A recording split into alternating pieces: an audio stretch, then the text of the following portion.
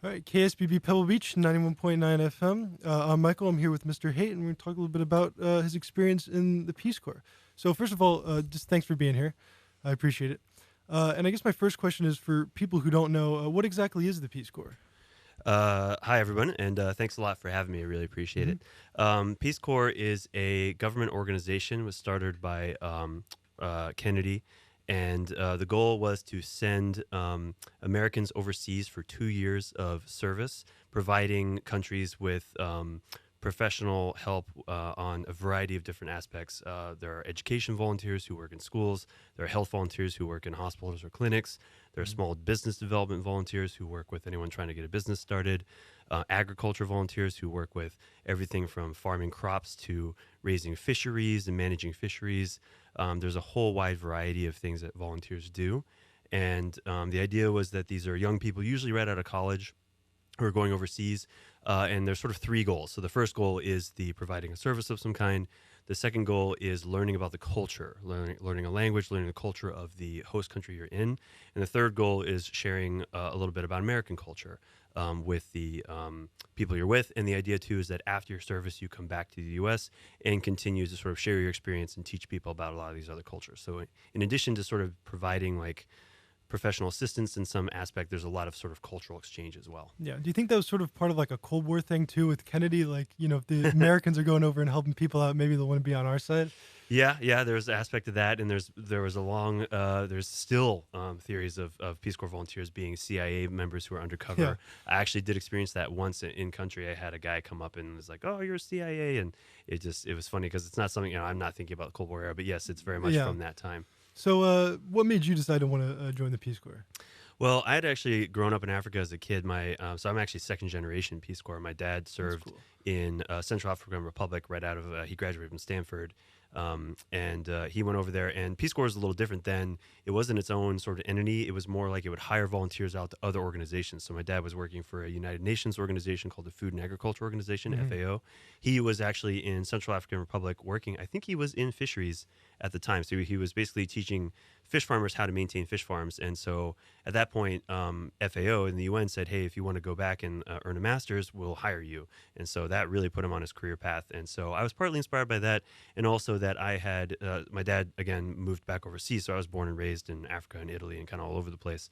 And I knew that I kind of wanted to get that overseas living experience, but without my parents, sort of on my own. And so Hmm. coming out of college, I knew I wanted to do some kind of service, and Peace Corps had always been something I was interested in. I also was looking at things like Teach for America, which was here in the U.S. But really, I wanted to get overseas and I wanted to get back to Africa. And unfortunately, I didn't have any language skills. That's one of the big deciding thing about where you go. If you're a Spanish speaker, they're going to send you to South America. If you're a French speaker, you're going to go to Francophone Africa. I didn't have that strong of a fluency background, but again, there's still a lot of former British colonies again in Africa too, where English is supposed to be the widely spoken language, even though it usually isn't. But yeah, that's what I just wanted to kind of serve overseas. Wanted to see what living overseas by myself was like. And I was kind of out of college and wasn't. I was a biology major, but I wasn't sure what I wanted to do. And Peace Corps was the first organization that was like, well, we're going to put you in a classroom and see how it goes. And I'm a teacher to this day because of that. Yeah. So I was going to ask you about like what sort of did you have get like training before they send you overseas? Oh yeah. So they do a lot of you go through what's called staging. So when you're first accepted, and there's a lot of like health stuff you have to go through. You have to be pretty healthy. But then you go to staging where you sort of meet your group of volunteers. You're all going to the same country, Hmm. and staging's great. It's a lot teaching about the country and the culture. But there's also sort of an aspect of sort of trying to scare you a little bit about like Yeah. you're really doing this. Like you're going to go overseas. It's possible bad things are going to happen. You're going to feel very lonely. They're sort of trying to weed a few people out, I think, Yeah. before they actually give you the plane ticket, and then you're over there suddenly. Because a lot of none of this is committing. It's all volunteer. So if at any point in the process with Peace Corps, if you're like, oh, this really isn't for me, you're that's totally allowed. They ship you home, no consequences, nothing like that. But yeah, you go through staging and then you go into country, and yeah, I mean, it was 3 months of training because you essentially have to learn a language. That was the main thing. So they have what are called language and cultural facilitators, LCFs is what we called them. Mhm. And again, so I went to the Gambia in West Africa. It's a tiny country inside Senegal, and Yeah, so we worked with local Gambians who taught us the culture, taught us the food, but mainly were teaching us the language because that was the main thing. And so it's a mix of tribes. That's the challenge of it too, is that there's not sort of one unifying language. There was Fulas and Mandinkas and Sarahules, and so it really came down to what region of the country you're going to be sent to, what village you're going to live in. So I was living in a Fula village. It's called Pular. So that's what I had to basically learn.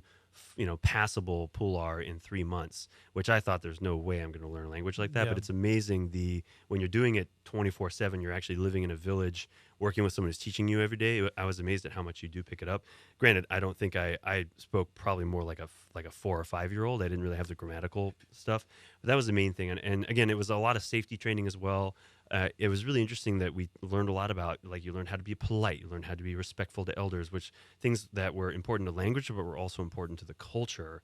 And so it just really helped us kind of establish ourselves and feel safe and feel welcome in the community. Yeah. So it was really effective. So did you get like any choice about where you were going to go, or did they just? Yeah, no, I didn't. Unfortunately, because of the language barrier, I think I did. I had other friends and other people I've met since my Peace Corps experience who, were fluent Spanish speakers and math speakers and French speakers, and so they might have had like when they applied, you might have gotten back and they said, okay, well, here are like 3 possible countries you could go to, and then from what I know, a big deciding factor was also the timing, because a lot of times, again, I had some volunteer friends who had waited a year for their post to become available. So they said, hey, we can send you here, but you're going to leave in June of the following year. And so they had to sort of wait a year before they could go. Again, I got really lucky in that I applied in the spring of my senior year.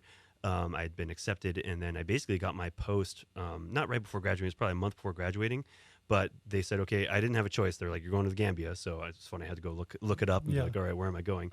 But it was nice because it was essentially 3 months after I graduated from college.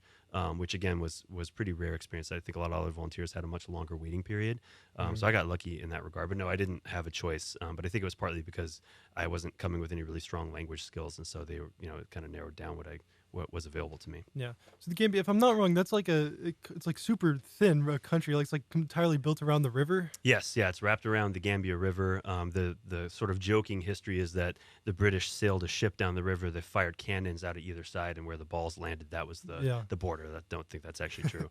But no, there's a book called Roots. They've made a movie and TV series out of it too, which is a lot about sort of the unfortunate history of the slave trade in that area. And again, I'm not going to get this perfect, but the idea was that the British had outlawed slavery. The French were still trading slaves using the river, so the British sort of took it over, and then it kind of became its own its own colony. So yeah, I heard it equated to, like, imagine if you took Connecticut and sort of stretched it out. So there's a river that runs all the way through it, and there's an old fort that's on the coast. So yeah.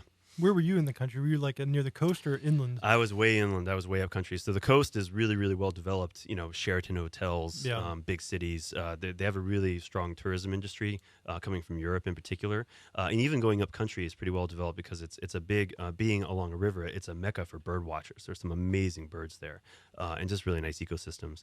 But no, I made it clear, when I arrived and with my group, we had people who were, when they were deciding our sites, that I was like, I really, like, put me out remote. Like, I'm okay with that. Like, I don't need to be near a city, anything like that. Yeah. And so they took me very seriously, and they put me pretty much as far up country as you can get. I was in what's called Upper River Region, the URR, out in the middle of nowhere. So the nearest sort of city center where there was like reliable electricity and stuff was probably about an hour's bus ride away. I rode my bike a lot, but I was pretty remote. I kind of had the poster child experience of Peace Corps, like what you see. Like, I had friends who lived in apartments in a city and had running water and laundry and all this other stuff. Like, very different experience.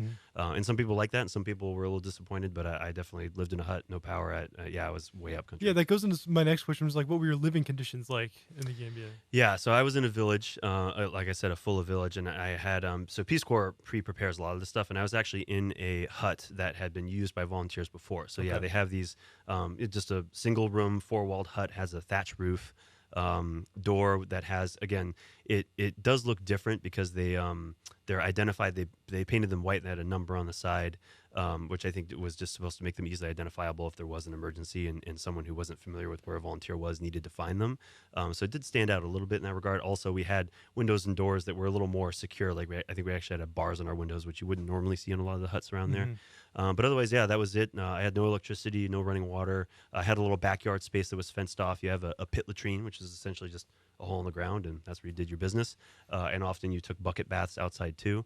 And again, so I was in a village with, it was really interesting that they reminded me a lot of European towns, and that in Europe you'll find a lot of these towns that have a church in the center and the town's built around it. Yeah. Well, in Gambia, very similar. It's a Muslim country, so they had the mosque in the center of the village, and the village was built around it. So there's a big mosque in the middle.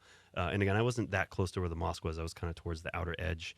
But I lived in a compound with a family, so there was probably about, I don't know, I'd say 5 or 6 huts. So that my hut was one of 5 or 6, and there's one for the host father and the host mothers and some of the children. And so that's where I lived. I actually did have I got myself a little solar panel to like be able to charge a phone and run a little fan. I had what was called a sailboat fan, which was a lifesaver. But yeah, I had to get all my water from a nearby well, and you become very conscious of how much water you're using when you have to physically carry it over every time. But yeah, and Peace Corps really arms you well. I had a full med kit with pretty much everything you can imagine, from painkillers to antibiotics. So like I was able to self-treat, self-diagnose with a lot of various medical issues that might have come up. And they gave us a big water filter. It essentially looked like 2 buckets on top of each other. You filled the top bucket, and it slowly filtered down to the bottom bucket, and it filtered the water. So we had access to a lot of that. But yeah, no, otherwise it was essentially kind of like camping for 3 years. Yeah. So did you have any like specific goals when you were there, or was it just generally like providing medical aid and learning about the culture and things? Yeah, again, I was an education volunteer, and so they trained me a lot in just how to teach. And so I came in.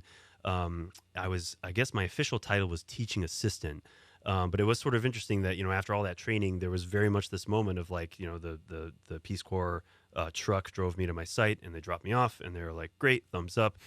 We'll see you in 3 months." You had to go through what was called 3-month challenge, which was the idea was to sort of stay at your site, get established, get to know people for 3 months. And so there was very much this like, okay, like here we go. And it was kind of interesting because as far as Peace Corps knew, I could have been teaching Spanish or something like that. But Yeah. but I got very lucky in that you have what's called a counterpart. So you have someone in the local community or the school who you're working with. And we had met them during our training. And again, I got really lucky. I had a counterpart. He was the head of the school that I was working at. Okay. Very honest guy, very motivated. Again, I had some other volunteer friends who their counterparts just weren't that cooperative, or were kind of more on the corrupted side, and weren't honest about what the work was being done, or what the goals were for the school. Again, I got very lucky. I worked with a guy named Pate Jallo. And he was just a great guy. He wanted to improve the school. So my main goal was to sort of just improve a little bit of the science curriculum. And so just like, how can we do more like hands-on laboratory stuff? What can we use? And so I did a lot of like just trying to use like cans as beakers and random things like that, and sharing that with the teachers. But there's also an aspect of alternative discipline. So this very much kind of left over from the British system. They had forms. And a lot of corporal punishment. So it was not uncommon for teachers to have like a short little rubber hose that they would essentially beat the students with. Mm-hmm. They had a lot of really weird punishments, like they would make them kneel on rice, and just the discipline was very fear-based. And so that was part of it, was me coming in. And honestly, it was probably one of the more challenging things about my Peace Corps experience, was essentially the first year I kind of had to get used to that, right? Because that was the culture. A lot of the teachers who were doing that was how they had been taught. It wasn't, I came in and was like, oh my God, I can't believe you're doing this, so evil. But that's not, how they're seeing it. It's just, that's how it was done. And so I kind of had to accept that and work with the teachers who were doing it, but then slowly start to suggest other things, like maybe don't be holding the hose the whole time you're teaching.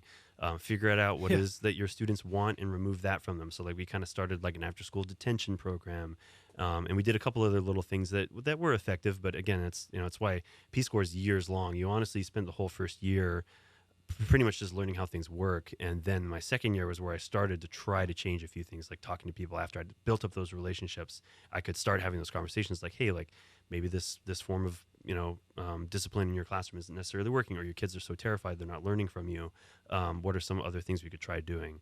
And again, I don't know how effective I was in that regard, but those were my main goals was sort of just beefing up the science curriculum and trying to introduce some alternative forms of discipline in the classroom. I can imagine a teacher holding a weapon while they're teaching is probably not the best way to make kids feel comfortable. No. Yeah, they were terrified. And it was challenging for me because the students learned very quickly that I wouldn't do any of those things. And so the misbehavior in the classroom, because, these were packed classrooms too. It was a very simple classroom. I mean, I probably had 20 or 30, sometimes 40 kids in class, 3 to a bench. But I don't know. I learned tricks about how to stay more engaging and tried to make it more fun. But yeah, there was always sort of that aspect of I don't know. But again, it was acceptable to them that they were used to teachers having those things. Wasn't easy. But again, and I had some success with some people and not with others. But that's kind of how it goes. Yeah. How big of an impact do you think you made over those 3 years? Do you think you made a sizable impact? And I think on me personally, I think, it sounds selfish. I mean, I think I took a lot from the experience. I mean, it put me on my life path. My wife was a volunteer. We met there. I had never considered teaching before, and that's what really inspired me to teach and things like that. In terms of over there, I mean, I hope that I had an impact. I think it comes down to individuals. That, I don't think I necessarily changed the culture of the school or the culture of discipline in general in that part of in the village where I was teaching. But I would hope that there's some teachers who I worked with who might now be like, okay, here's some alternative things we can try that I was taught by this person. I also got a library going. That was kind of one of the big things we did was I had a lot of books. There was a library that had been started by a volunteer and it kind of fallen into disrepair. And so I kind of restocked it. And then I did a lot of trying to get the students involved because that's part of the sustainability of it is like, great, I could maintain a library.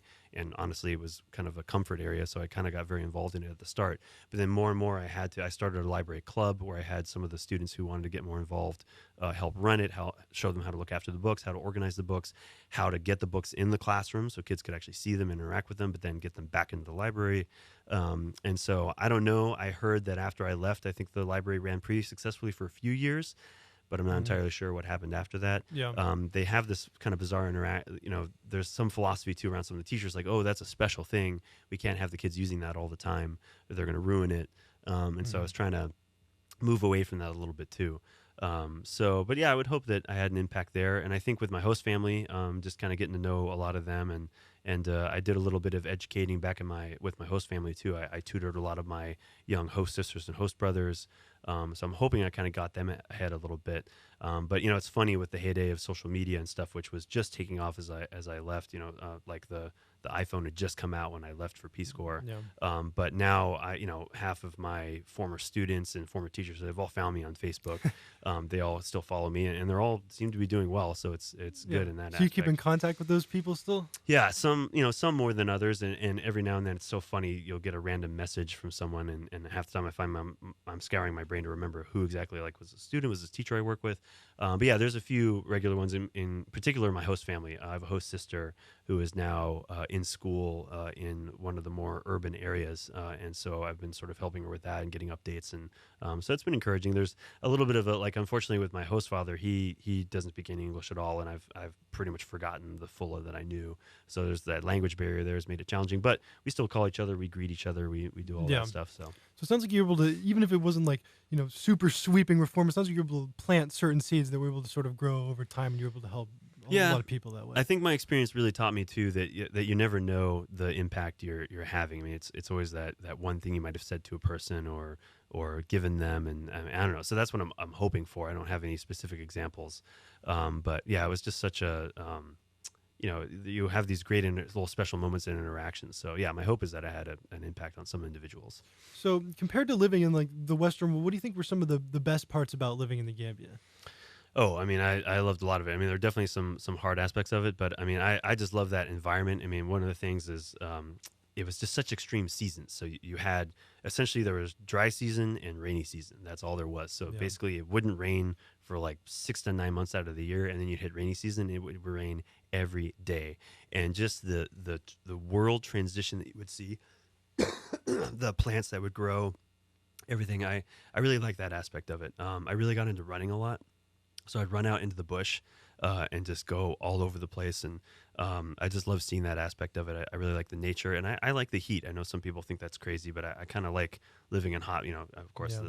living in the wrong place now. But I kind of like that aspect of it. It was very funny that I ran pretty much very like I mean, not every day, but at least 3 or 4 times a week. And my host father, right before I left for my service, he was like, "Where do you go every afternoon?" And I was like, "Oh, I would run up into this hill. It's called Haight." Hmm. And he'd go, "Oh, there are many snakes up there." And I was like, "Oh man, thanks, Mama Samba." That was his name for warning me about that earlier on. But no, I like that. The food was fantastic, but just the culture around the food too. So the way that they would eat was they would put all the food into a communal bowl. Everyone ate out of the same bowl, which I know sounds kind of unsanitary, Hmm. but so everyone sat around. Like eating was a very social thing.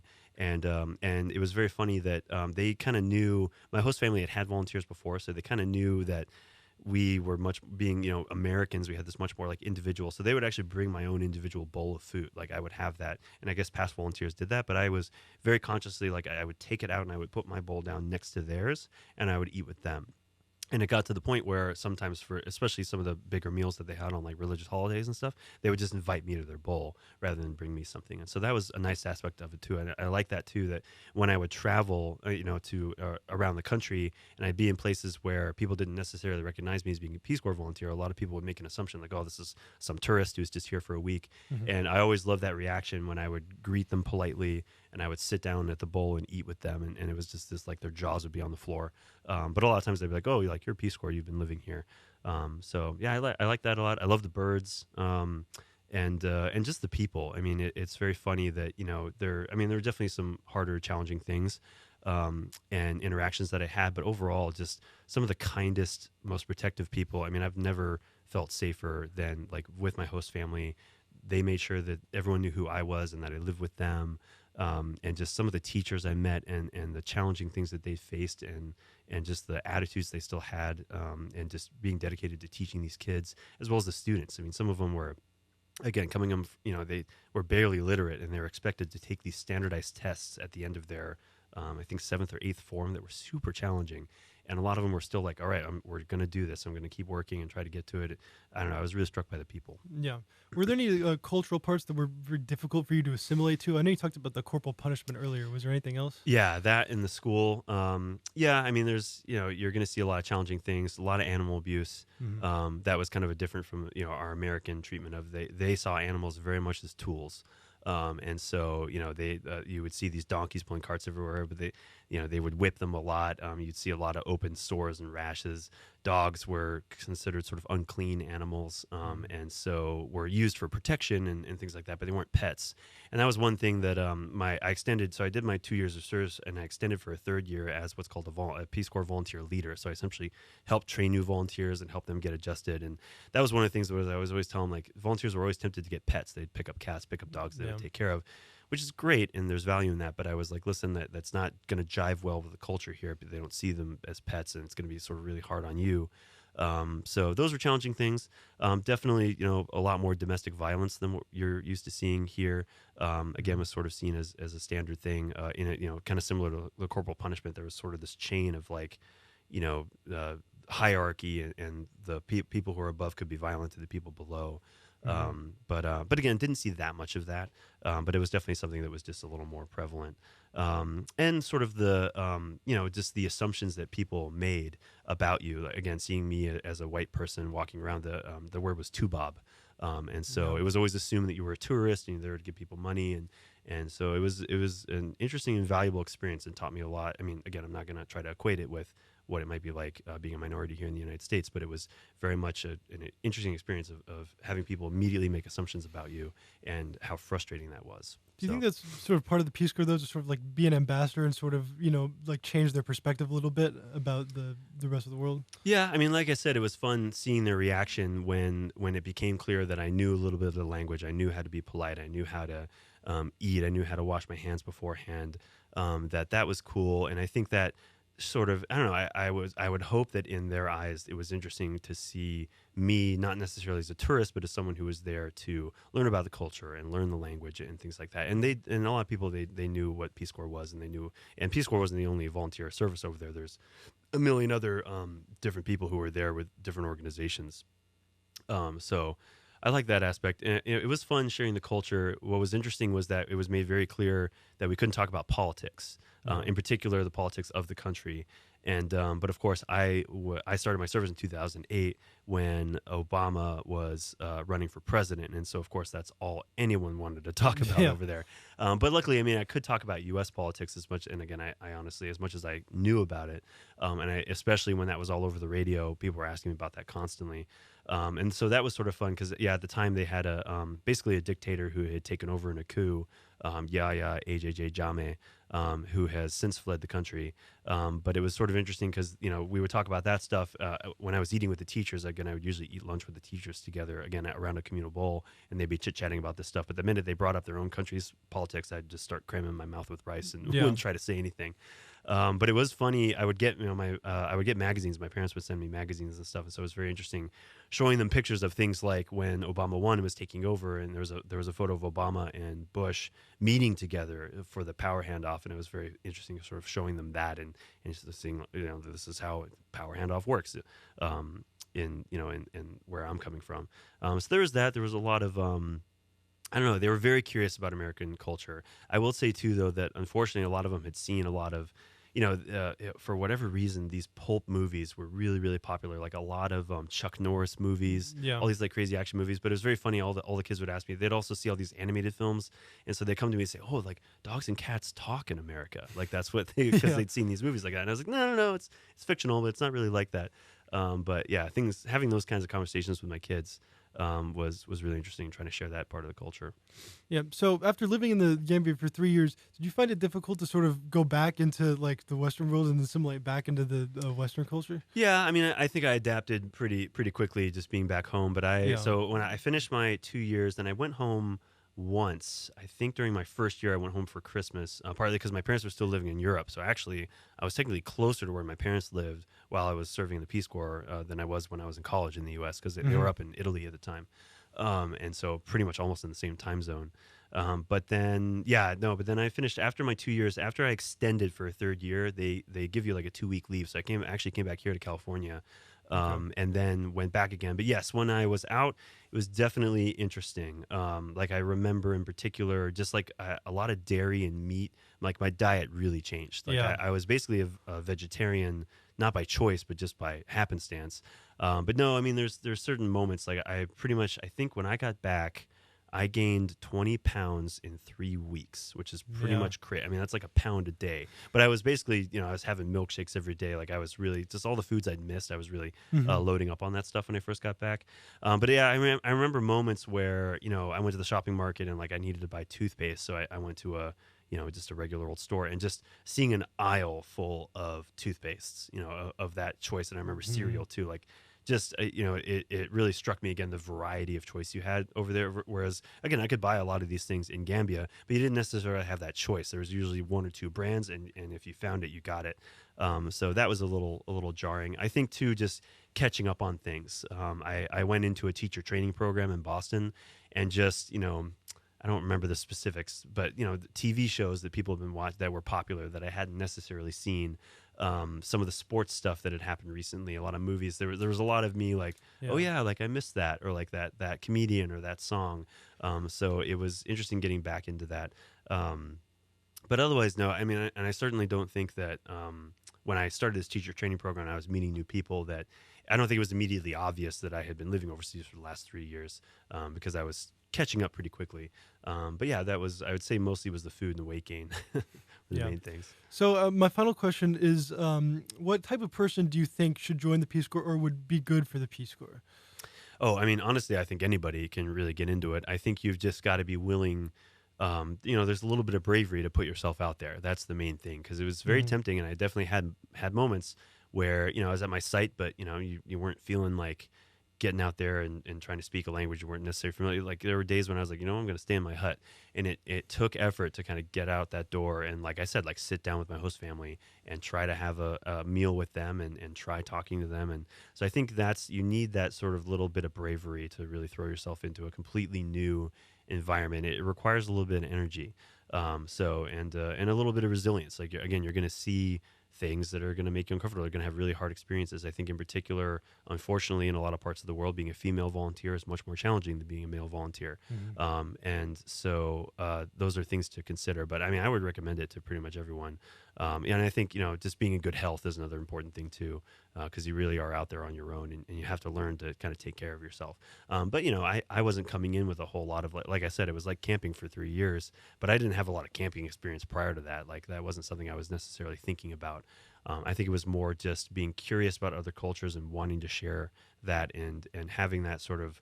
And again, I don't think I'm the most gregarious or outspoken person, but having that willingness to, like I said, jump into a group of people who you don't necessarily speak the same language with, but just getting in there and smiling and shaking hands and trying to communicate and trying to share about yourself. That's sort of Yeah. what you need. Well, I want to thank you again for being here. This was great. That was Mr. Haight, and that was for KSBB Pebble Beach 91.9 FM.